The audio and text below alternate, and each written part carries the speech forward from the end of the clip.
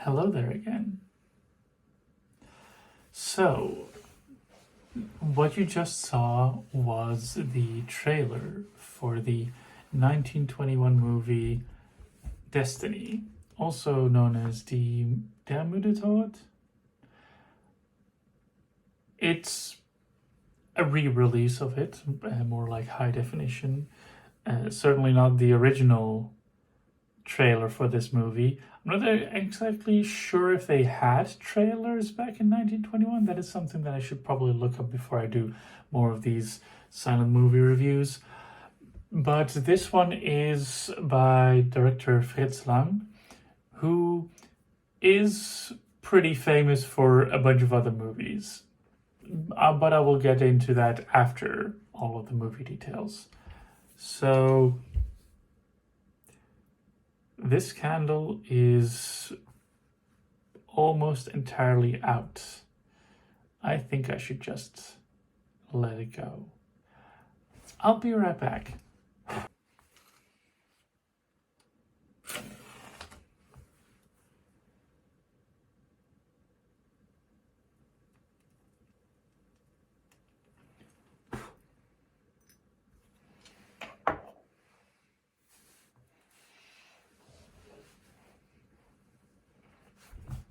I should come up with a better gimmick or better lighting.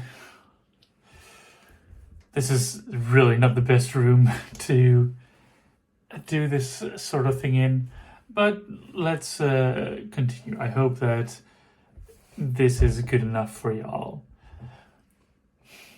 So, Destiny, Die Mude Tod, Der Mude Tod, is a movie from 1921, and so it's about this young couple who moves to a new town. They encounter a strange man on the road who is actually Death, and Death is going to that same town, buys a parcel of land there, and sets up a giant impenetrable wall all the way around that nobody can get into.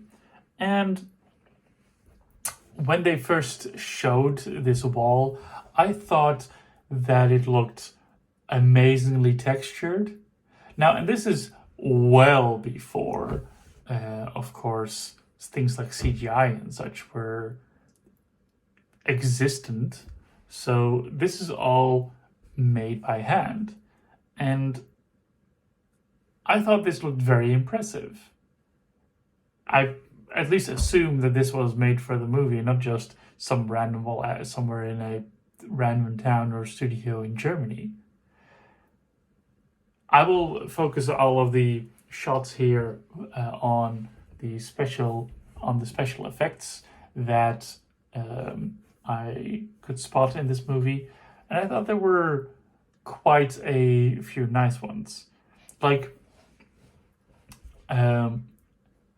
after Death has erected this wall, he meets the couple again, and when the woman is briefly away from her lover, he seemingly takes him away, and when she returns, she can't find him, and she's like desperately goes to search for him, and in a shop somewhere with an apothecary, she reads a book, and we see some of the lettering fade away a little bit so that we can see that she focuses on one particular line that says that love is stronger than death.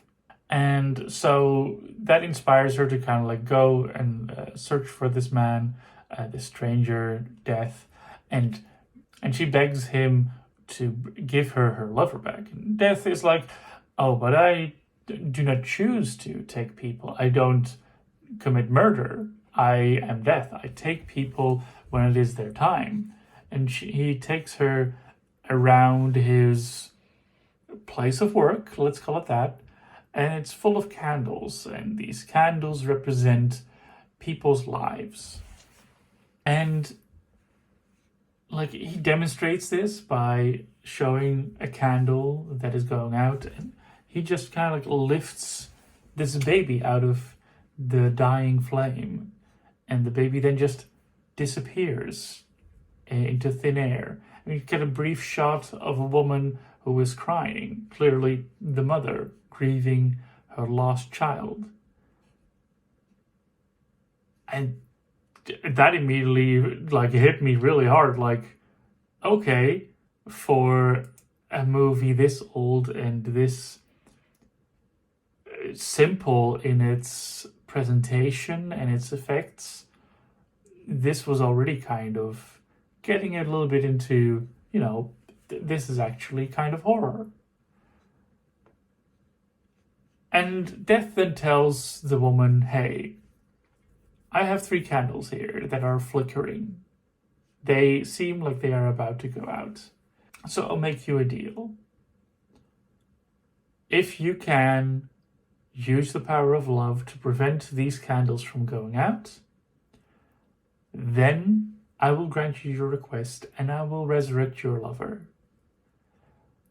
So the woman goes into the stories, the settings of these flames, and we kind of like get like different stories about them.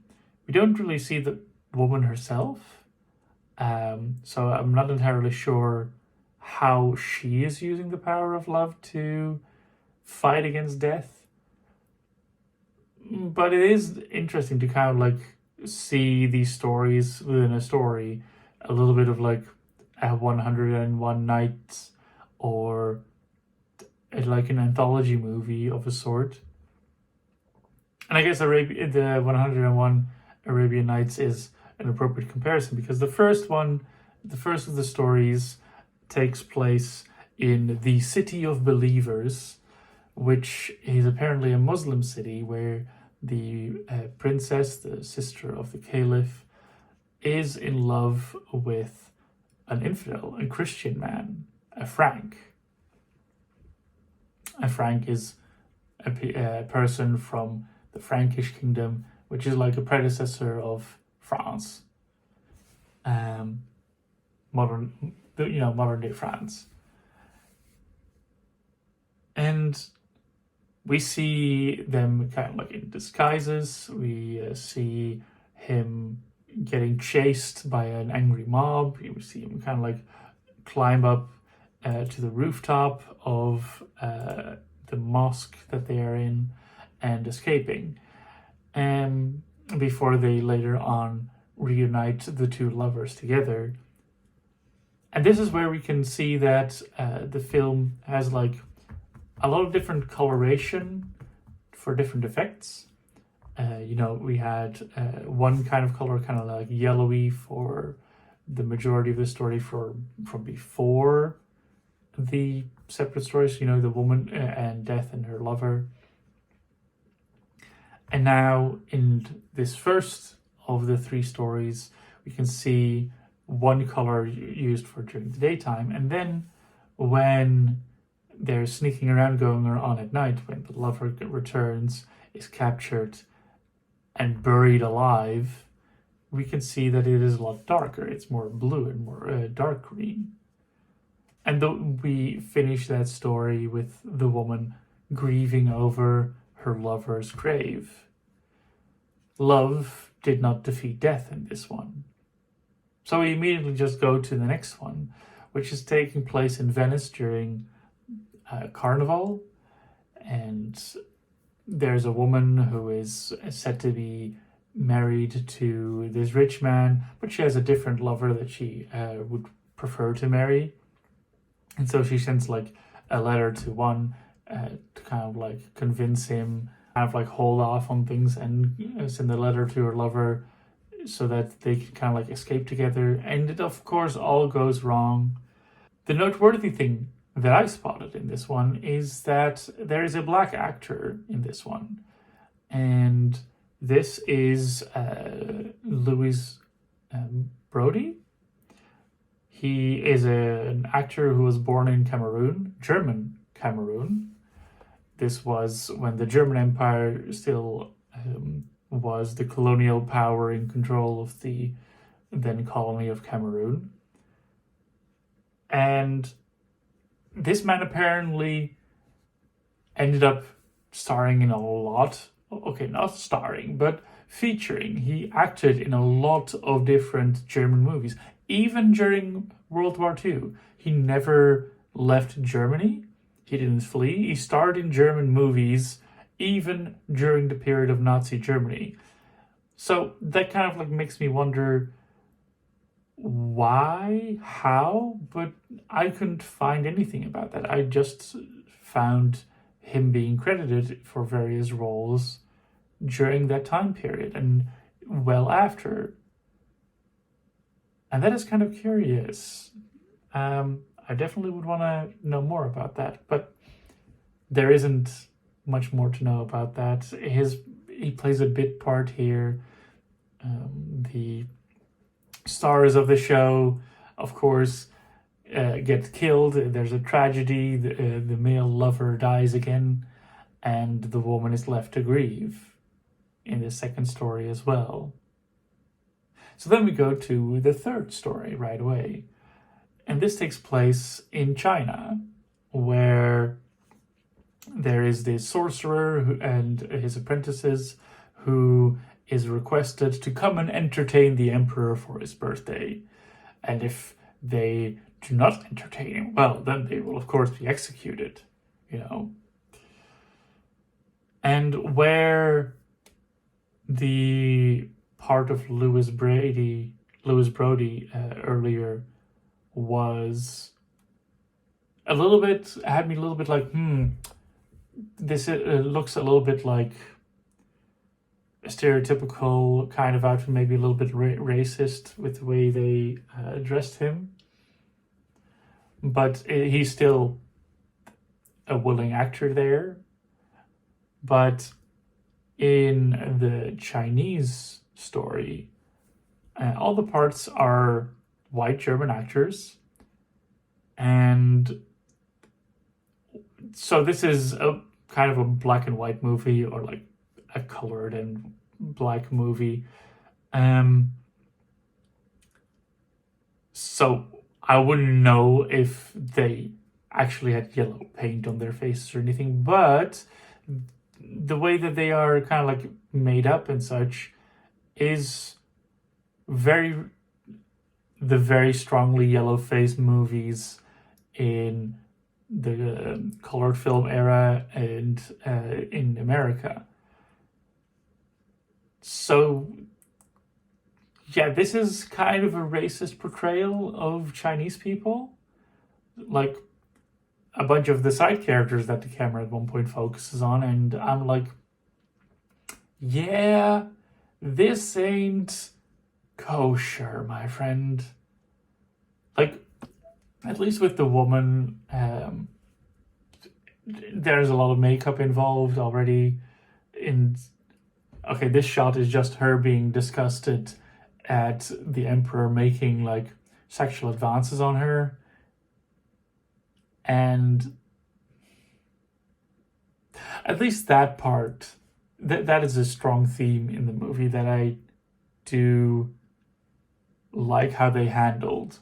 Like, all of the women are fighting against these men who desire them, who are trying to control them, and they manage to generally get away from them, but not without paying a heavy cost, and that is the loss of their loved ones. In addition to that, I think this last one also shows the most practical effects, or kind of like tricks of the eye or with the camera. Like at one point, the apprentice lady turns the sorcerer into a cactus so that she can go and rescue her lover from imprisonment by the emperor. And she turns a bunch of dudes into pigs, some of the guards. She summons an elephant so that they can get away. And when they get chased, she summons a bunch of like magic ghosts or something like that. And ultimately, that's all futile, unfortunately, because in the end, her lover also gets killed and she mourns his loss. And so, outside of these three stories, death tells the woman that love could not save these people from death. Love could not beat death. But he feels for her and says that he'll give her one more chance if she can find somebody to take the place of her lover instead and sacrifice a soul for a soul. And so she goes around the village asking like a lot of old people, like, hey, could you maybe do that? Because, you know, you're old, you don't have a lot of years left. But none of them want to do that. They're complete strangers, for one thing. And then she comes across a house that is on fire, and she runs inside and she helps people get out, and she saves this baby. She briefly holds this baby while she is in this burning house. And there's this brief consideration in her to give the baby to death, because this baby cannot say anything to it, and perhaps this baby will die soon because, you know, child mortality rates are still pretty high. But in the end, she lowers the baby outside, the baby is saved, and she tells death, well, I couldn't do what you asked of me, so take me. And he takes her to her lover and takes both of them to his realm in death. And that is where the movie ends. It is a very poignant movie. The director, Fritz, really thought about how to capture musings on mortality, and he thought a lot about that. And that, plus the themes of love and these powerful, patriarchal, oppressive men, are very strong themes throughout the movie. Fritz Lang is most known for films that he made later. After this, he went on to create a few other powerful silent movies, including the very famous Metropolis. And he also directed the crime drama M, which is also like a very famous movie from the 30s. And he ended up moving to the United States and became a naturalized citizen in like 1939, escaping the Nazis, and went on to create like a bunch more movies in Hollywood as a director and as a writer also. And his last big one probably was The Big Heat, which is maybe the third movie that he's most known for. I did think it was kind of interesting that Fritz Lang ended up escaping the Nazis while Louis Brody did not.